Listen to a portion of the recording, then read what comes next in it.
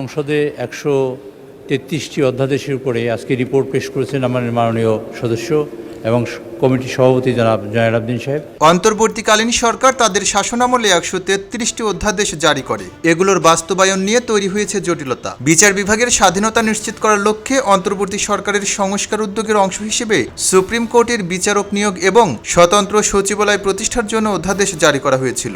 এই দুটি সহ 4টি অধ্যাদেশ বাতিল করতে সংসদে বিল আনার সুপারিশ করেছে জাতীয় সংসদের বিশেষ কমিটি। জাতীয় সংসদের কার্যপ্রণালী বিধি 211 বিধি 1 উপবিধি অনুযায়ী কমিটির রিপোর্ট এই মহান সংসদে উপস্থাপন করছি। এছাড়া গণভোট অধ্যাদেশ, দুর্নীতি দমন কমিশনের ক্ষমতা বাড়িয়ে করা অধ্যাদেশ, গুম প্রতিরোধে করা অধ্যাদেশ, জাতীয় মানবাধিকার কমিশন অধ্যাদেশ সহ 16টি অধ্যাদেশ এখন বিল আকারে উত্থাপন না করার সুপারিশ করা হয়েছে। এটি হলে এই অধ্যাদেশগুলো বাতিল হিসেবে গণ্য হবে। 10 এপ্রিলের পর এগুলো কার্যকারিতা হারাবে। সব মিলিয়ে মোট 20টি অধ্যাদেশ কার্যকারিতা হারাচ্ছে। যেসব বিল ল্যাপস হয়ে যাবে, যার কোনো প্রয়োজনীয়তা নেই, এরকম বিলগুলোকে আমরা ল্যাপস হয়ে যাবে, অটোমেটিক্যালি আমরা পাসটা করলে এটা ল্যাপস হয়ে যাবে।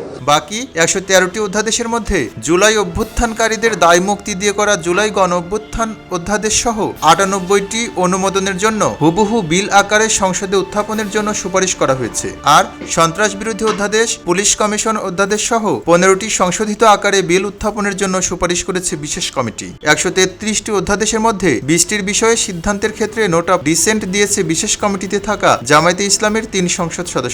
11টি অধ্যাদেশ এবং সংলগ্ন গয়ে উল্লেখিত 3টি অধ্যাদেশ উপর নোট অফ ডিসেন্ট দিয়েছেন। মাননীয় সদস্যদের নোট অফ ডিসেন্টগুলো রিপোর্টের সাথে পেশ করা গেল। আগামী সোমবার অধ্যাদেশগুলো বিল আকারে উপস্থাপনের কার্যক্রম শুরু হবে। আগামী রোববারেই যেসব বিল আনা সম্ভব মাননীয় সংশ্লিষ্ট মন্ত্রীবর্গ সেসব বিল সংসদে আনয়ন করবেন। সংশ্লিষ্ট ব্যক্তিরা বলছেন, সুপারিশ অনুযায়ী যে 20টি অধ্যাদেশ কার্যকারিতা হারাতে যাচ্ছে তাতে অন্তর্বর্তী সরকারের নেওয়া গুরুত্বপূর্ণ সংস্কার উদ্যোগের হোঁচট খাবে। মাইনর কিছু জিনিস বাদ পরে বাস্তবায়নের সময় সেটা নিয়ে হয়তো সমস্যা হবে না, কিন্তু খুব মেজর জিনিসগুলি যেগুলি প্রাতিষ্ঠানিক কাঠামো শক্তিশালী করবে সেগুলো যদি পুরোপুরি তাচ্ছিল্য সহকারে উপেক্ষা করা হয়, এটি দীর্ঘমেয়াদে এটি ভয়ঙ্কর ক্ষতির কারণ হয়ে দাঁড়াবে। অন্যদিকে সংবিধান সংস্কার পরিষদ গঠন নিয়েও চলছে রাজনৈতিক বিতর্ক। সব মিলিয়ে সংস্কার প্রশ্নে সামনের দিনে রাজনৈতিক অঙ্গন উত্তপ্ত হতে পারে।